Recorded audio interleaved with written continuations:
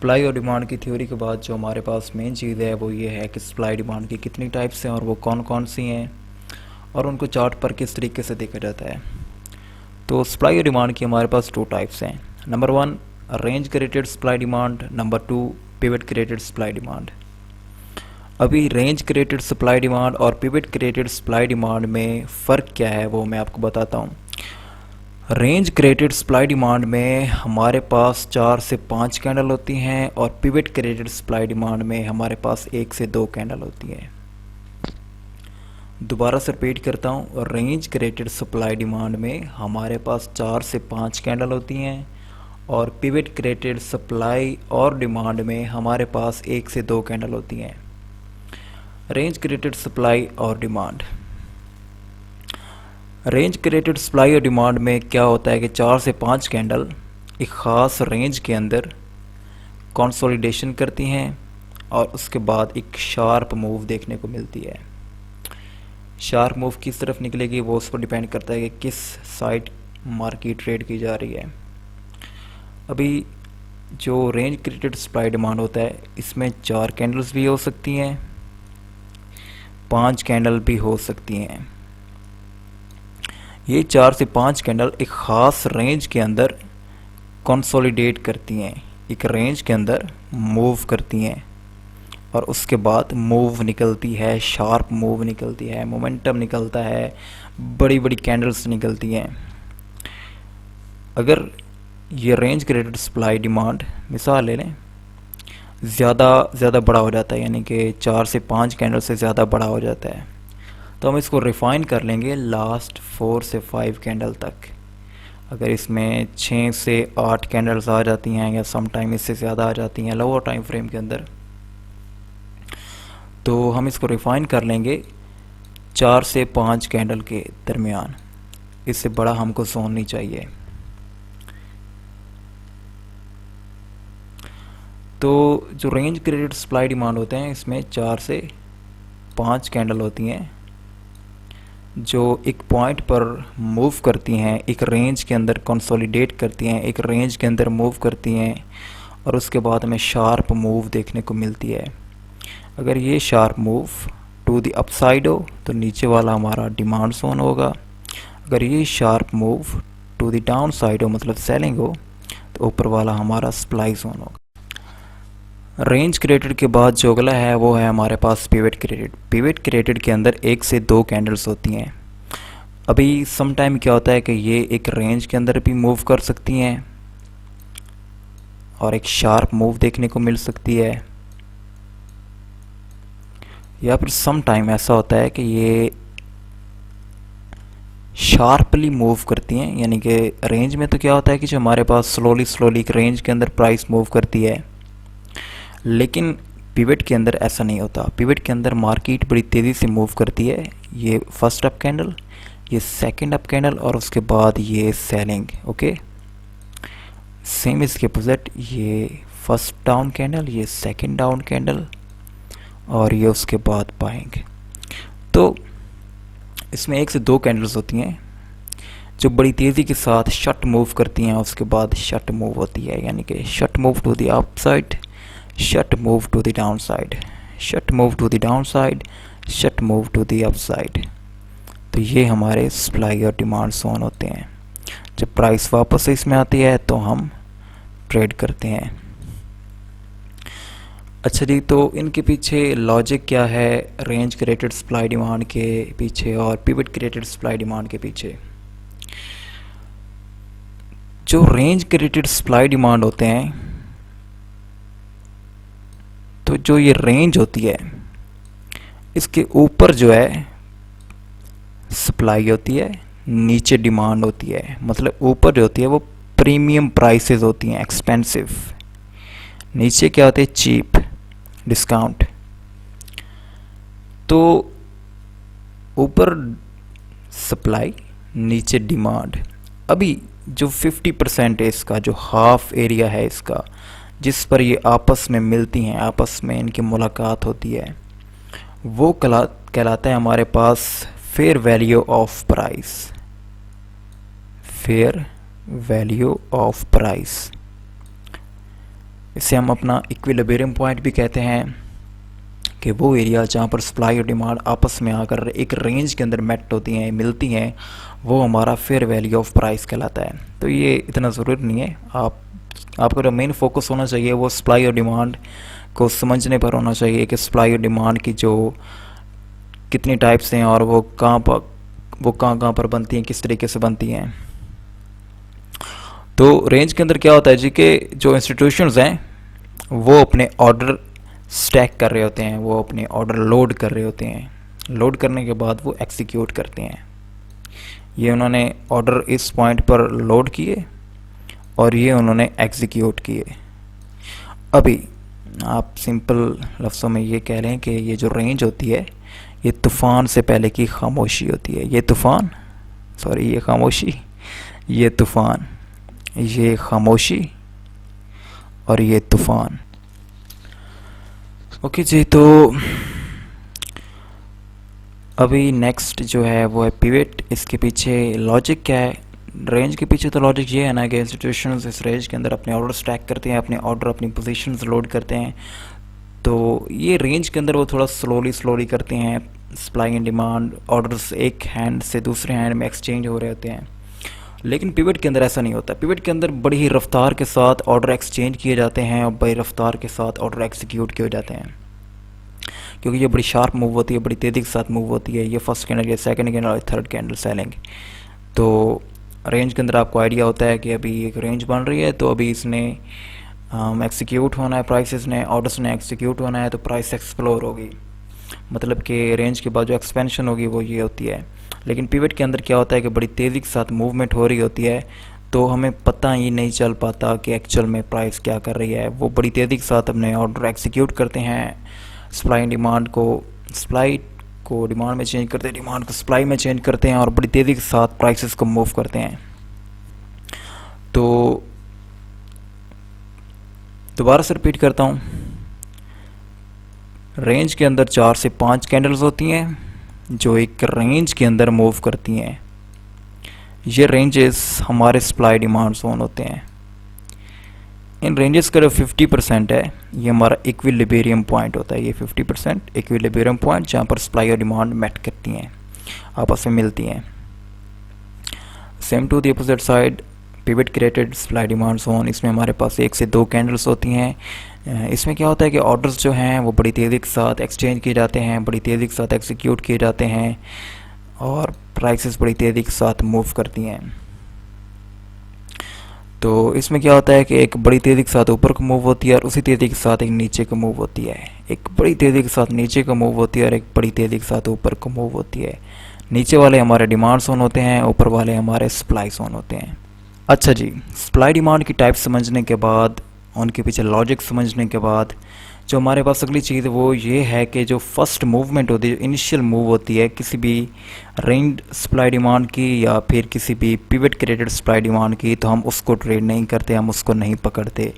जो हम ट्रेड करते हैं वो रिटर्न को ट्रेड करते हैं, सप्लाई और डिमांड के टेस्ट को ट्रेड करते हैं। जब प्राइसेस दोबारा से रिटर्न करती हैं सप्लाई डिमांड जोन के अंदर, जब इनका टेस्ट होता है तो हम इसको ट्रेड करते हैं।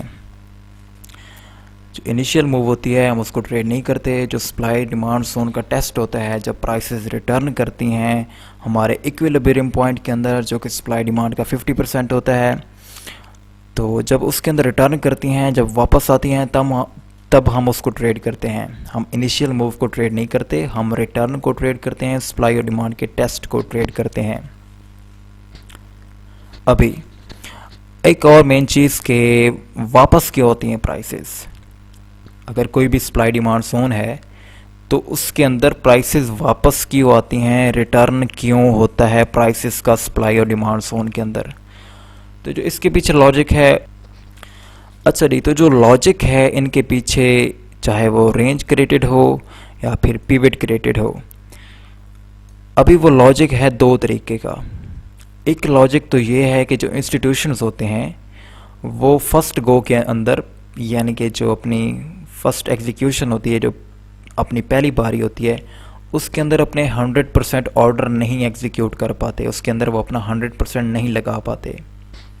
दैट्स वाई प्राइसेस ग्रेविटेट करती हैं, रिटर्न होता है वापस जोन की तरफ, और दोबारा से जो वो हिस्सा रह गया होता है उनके पोजीशंस का वो एग्जीक्यूट करते हैं। मिसाल ले लें 50% रह गया था, 50% उन्होंने यहाँ पर लगा दिया था। जब प्राइसेस रिटर्न हुआ तो 50% उन्होंने दोबारा लगा दिया।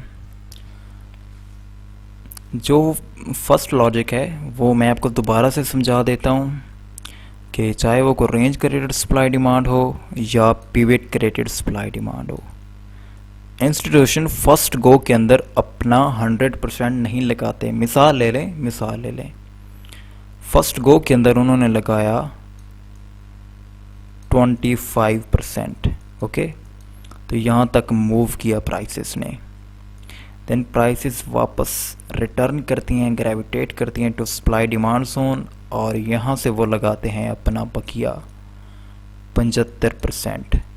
That's why supply demand zone का जो फर्स्ट रिएक्शन होता है, जिसके दौरान सप्लाई डिमांड जोन क्रिएट होते हैं, वो इतना बड़ा नहीं होता जितना कि सप्लाई डिमांड जोन में प्राइस टैप होने के बाद रिएक्शन देती है। क्योंकि उसके जब वो सप्लाई डिमांड जोन में टैप होती है तो वो अपना 100% लगा चुके होते हैं। That's why prices structure break करती जाती हैं और नीचे नीचे नीचे नीचे पूरा ट्रेंड चल जाता है। ये था जी पहला लॉजिक, दैट्स वाई प्राइसेस वापस ग्रेविटेट करती हैं। इसके साथ एक ये भी बात है कि जब इक्विलिब्रियम पॉइंट के दौरान प्राइसेस मूव कर रही होती हैं, स्पेशली जब range created supply demand zone होता है, तो ये जो इक्विलिब्रियम पॉइंट होता है, इसमें क्या होता है कि हमारा फेयर वैल्यू ऑफ प्राइस है, ऊपर सप्लाई है नीचे डिमांड है। अभी जो चीज़ ज़्यादा होगी, मिसाल ले सप्लाई ज़्यादा होगी, तो यहाँ पर इम्बैलेंस आ जाता है, क्योंकि यहाँ पर सप्लाई भी बराबर थी, यहाँ पर डिमांड भी बराबर थी। सप्लाई के अचानक ज़्यादा होने से जो इम्बैलेंस आता है उसको भी फिल करने मार्केट्स वापस आती हैं। फिल करने के बाद इनएफिशिएंसी फिल करने के बाद ये inefficiency, imbalance, fair value of gap, ये हम आगे इंशाल्लाह बढ़ेंगे नेक्स्ट क्लासेस में, नेक्स्ट लेक्चर में। तो जब ये इम्बैलेंस आता है तो प्राइस ने उसको भी फिल करना होता है, क्योंकि कभी भी प्राइस इम्बैलेंस होकर नहीं चलती, प्राइस हमेशा रीबैलेंस होती है। ये आपने सुना होगा कि अभी प्राइस रीबैलेंस हो रही है, अभी मार्केट रीबैलेंस हो रही है, तो इसको हम आगे डिटेल में पढ़ेंगे। तो प्राइस कभी भी इम्बैलेंस होकर नहीं चलती, प्राइस हमेशा बैलेंस होकर चलती है। जब कभी इम्बैलेंस आ जाता है तो प्राइस रीबैलेंस होती है। जब सप्लाई डिमांड जोन क्रिएट होते हैं, इंस्टीट्यूशंस लार्ज ऑर्डर एग्जीक्यूट करते हैं, तो हमारे पास इम्बैलेंस आता है, इनएफिशिएंसी आती है मार्केट में, जिसको फिल करने मार्केट रिटर्न होती है। अच्छा जी, एक तो ये आ गया लॉजिक। अभी जो smart money point of view से देखते हैं, जो main smart money point of view है, जब आपने यहाँ से बाय करना है या सेल करना है और आपने प्रॉफिट कमाना है, तो कोई ना कोई बंदा ऐसा होना चाहिए कि जो आपको प्रॉफिट दे, क्योंकि यहाँ पर कोई अगर प्रॉफिट कमाता है तो कोई लॉस करता है, तो कोई ना कोई होना चाहिए जो मार्केट को सेल कर रहा हो। जब आप बाय करें, अगर प्राइस आपकी फेवर में जाती हैं तो उसका लॉस होगा, तो यहाँ से सेलर होगा। तो अभी market maker, institution, smart money क्या करते हैं, वो ऐसे हालात क्रिएट करते हैं कि आम से ट्रेडर, रिटेल ट्रेडर गलत साइड इन्वॉल्व हो जाए मार्केट की। तो अगर कोई सेल कर रहा है और वो यहाँ से बाय करते हैं, तो जितने भी सेलर हैं उनके स्टॉप लॉसेस, उनका पैसा उनके खाते में ही जाता है। तो अगर हमने यहाँ से सेल करके या फिर यहाँ से बाय करके प्रॉफिट कमाना है, तो कोई बंदा ऐसा होना चाहिए जो सेल बाय कर रहा हो, जो मार्केट के अपोजिट ट्रेड कर रहा हो। इसलिए लिक्विडिटी कॉन्सेप्ट्स आते हैं, तो वो भी हम इंशाल्लाह आगे पढ़ेंगे। तो एक तो चीज़ ये होगी कि वो क्या करते हैं, लिक्विडिटी उठाने के लिए इस पॉइंट से सेल करेंगे, यहाँ से भी सेल, यहाँ से भी सेल, यहाँ से भी सेल। ये पूरी मूव जो नीचे आई, ये उन्होंने सेल कर के क्रिएट की। अभी क्या होगा, रिटेल ट्रेडर सेल में इन्वॉल्व हो जाएंगे। जैसे ही रिटेल ट्रेडर सेल में इन्वॉल्व होंगे तो वो करेंगे buy bye bye bye bye bye bye buy. Okay, जहाँ पर लिक्विडिटी होती है वहाँ पर ऐसे काम होते हैं। मिसाल ले लें, यहाँ पर कोई स्पोर्ट भी थी, स्पोर्ट नीचे ब्रेक हुई, लोगों को लगा अब ये नीचे जाएगी।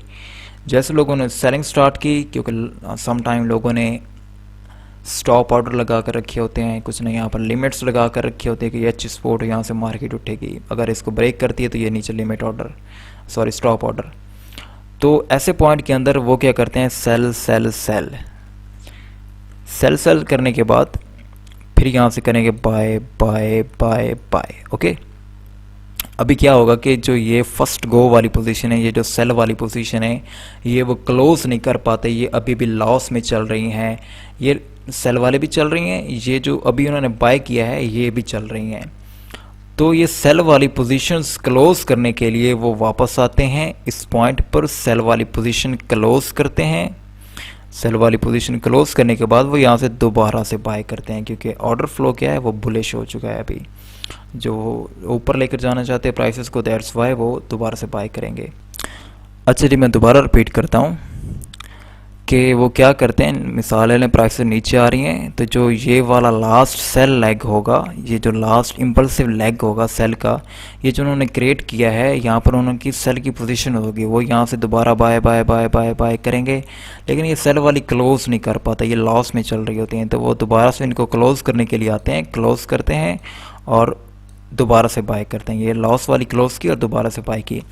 तो एक लॉजिक ये है कि प्राइसेस वापस क्यों आती हैं सप्लाई डिमांड जोन के ऊपर। सप्लाई और डिमांड को समझने के बाद, सप्लाई और डिमांड की थ्योरी समझने के बाद, सप्लाई और डिमांड जोन की टाइप समझने के बाद, जो कि रेंज क्रिएटेड और पिवट क्रिएटेड हैं, रेंज में 4 से 5 कैंडल होती हैं जो एक रेंज के अंदर कंसोलिडेट करती हैं और दोबारा से हमें एक शार्प मूव देखने को मिलती है। Same to the flip side, pivot created के अंदर हमारे पास 1 से 2 कैंडल्स होती हैं जो कि बड़ी तेज़ी के साथ मूव करती हैं और दोबारा से बड़ी तेज़ी के साथ शार्प मूव देखने को हमें मिलती है। तो इनके पीछे लॉजिक समझने के बाद कि इनमें इंस्टीट्यूशंस जो होते हैं वो अपने अपने ऑर्डर एग्जीक्यूट करते हैं, अपने अपने ऑर्डर स्टैक करते हैं, पोजीशन लोड करते हैं, ये समझने के बाद, उसके बाद ये समझने के बाद कि प्राइसेस रिटर्न क्यों होती हैं, वापस क्यों आती हैं, तो उसके पीछे ये होता है कि सम टाइम वो अपना 100% नहीं लगा पाते, दैट्स वाई प्राइसेस वापस से ग्रेविटेट करती हैं, इम्बैलेंस को फिल करती हैं और दोबारा से वो अपनी पोजीशन एग्जीक्यूट करते हैं। सेकंड लॉजिक ये है कि लिक्विडिटी कॉन्सेप्ट्स जब आएंगे तो ये चीज़ आपको क्लियर होगी। लिक्विडिटी उठाने के लिए वो पहले करते हैं सेल या बाय, फिर उसके अपोजिट मूव करवाते हैं, उसके अपोजिट ट्रेड करते हैं। मिसाल है, यहाँ से उन्होंने पहले किया जी, यहाँ से पहले किया बाय, यहाँ से पहले बाय किया, यहाँ से सेल। तो ये जो लास्ट बाय है, ये जो यहाँ पर ट्रेड्स हैं, जो यहाँ पर पोजीशन है, वो अभी भी लॉस में चल रही हैं। ये जो सप्लाई जोन है, जो यहाँ पर लास्ट बाय है, इसमें पोजीशन अभी भी लॉस में चल रही हैं। दैट्स वाई प्राइसेस रिटर्न करती हैं, ये वो पोजीशन क्लोज करते हैं और दोबारा से सेल करते हैं। तो फिर ये वाला सेल वाला प्रॉफिट भी उठाते हैं, ये जो सेल करते हैं इसका भी प्रॉफिट उठाते हैं। एक लॉजिक ये है। ये समझने के बाद जो इसके बाद हमारे पास मेन चीज़ है वो है कि चार्ट्स के ऊपर range created supply demand zone और pivot created supply demand zone किस तरीके से नज़र आते हैं। तो फर्स्ट है हमारे पास range created supply zone, range created supply zone, range created demand zone, range created demand zone. Range created supply zone, इसके अंदर हमारे पास 4 कैंडल हैं, इसके अंदर 5 कैंडल हैं। रेंज क्रिएटेड डिमांड जोन के अंदर, इसके अंदर 4 कैंडल हैं, इसके अंदर 5 कैंडल हैं। तो कुछ इस तरीके से हमारे सप्लाई और डिमांड जोन जो होते हैं रेंज क्रिएटेड, वो हमें चार्ट्स पर दिखते हैं। ये हाई, ये लो, इसके अंदर प्राइसेस ने कंसोलिडेट किया और ये शार्प मूवमेंट। सेम ये हाई, ये लो, इसके अंदर प्राइसेस ने कंसोलिडेट किया और ये शार्प मूवमेंट, यानी कि इसके अंदर, इस मूवमेंट के अंदर, इस कंसोलिडेशन के अंदर उन्होंने अपने ऑर्डर एग्जीक्यूट किए और ये शार्प मूवमेंट जो हमें देखने को मिली है, ये उनके ऑर्डर्स का ही नतीजा है, ऑर्डर एग्जीक्यूट करने का ही। तो यहाँ पर भी वही चीज़, ये एक रेंज जिसके अंदर प्राइसेस मूव करती हैं और दोबारा से ये सेल, ये रेंज जिसके अंदर प्राइसेस मूव करती हैं और ये बाय। तो हम फर्स्ट मूव को कैच नहीं करते, जब प्राइसेस रिटर्न होती हैं तो हम ट्रेड करते हैं। अच्छा जी, उसके बाद जो है वो है पिवट क्रिएटेड सप्लाई और pivot created demand. Pivot created supply, pivot created demand. जो फर्स्ट हमारे पास टाइप है, जो फर्स्ट पिक्चर है, उसके अंदर 1 कैंडल है और जो सेकंड है उसके अंदर 2 कैंडल है, एक कैंडल और इसके अंदर 2 कैंडल। ये एक कैंडल शार्प तरीके से ऊपर को मूव करेगी बड़ी तेज़ी के साथ, और अगली जो कैंडल्स होंगी वो शार्प तरीके से नीचे को मूव करेंगी बड़ी तेज़ी के साथ, सेलिंग होगी।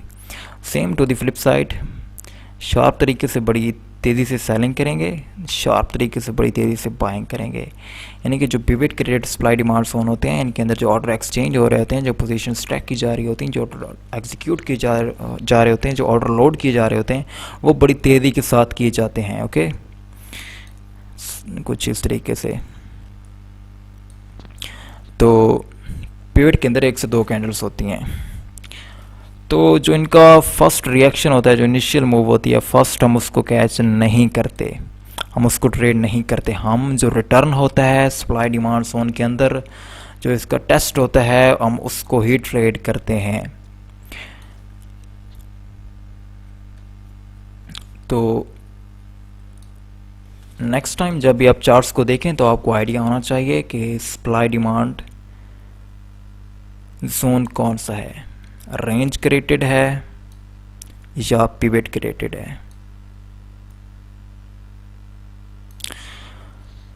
तो नेक्स्ट क्लास में, नेक्स्ट लेक्चर में हम ये देखेंगे कि ये जो range created supply demand zone है, ये तो कुछ तरीके इस तरीके से आते हैं नज़र। अभी जो हायर टाइम फ्रेम के range created supply demand zone होते हैं वो किस तरीके से नज़र आते हैं, और हिडन सप्लाई और डिमांड जोन कौन से हैं। तो एक क्विक रिकैप दे देता हूँ। Range created supply demand zone, pivot created supply demand zone. Range के अंदर क्या होता है, प्राइसेस एक रेंज के अंदर मूव करती हैं, कंसोलिडेशन करती हैं, 4 से 5 कैंडल एक पॉइंट के अंदर कंसोलिडेशन करती हैं और दोबारा से शट मूव होती है, बड़ी तेज़ी के साथ प्राइसेस दोबारा से मूव करती हैं, शार्प मूव देखने को मिलती है। एक रेंज के अंदर मूव करती हैं 4 से 5 कैंडल्स, और दोबारा से हमें एक बड़ी तेज़ी के साथ सेलिंग या बाइंग देखने को मिलती है। पिवट में क्या होता है कि 1 से 2 कैंडल होती हैं, एक कैंडल या फिर 2 कैंडल, और ये बड़ी तेज़ी के साथ मूव करती हैं। Sharp move to the upside, sharp move to the down side, sharp move to the down side, sharp move to the upside. अब जो इसका फर्स्ट रिएक्शन होता है, फर्स्ट इनिशियल मूव होती है, हम उसको ट्रेड नहीं करते, हमें इनके रिटर्न को ट्रेड करते हैं। और जब प्राइसेस इसको टेस्ट करने आती हैं, रिटर्न होता है, तो हम यहाँ से ट्रेड करते हैं।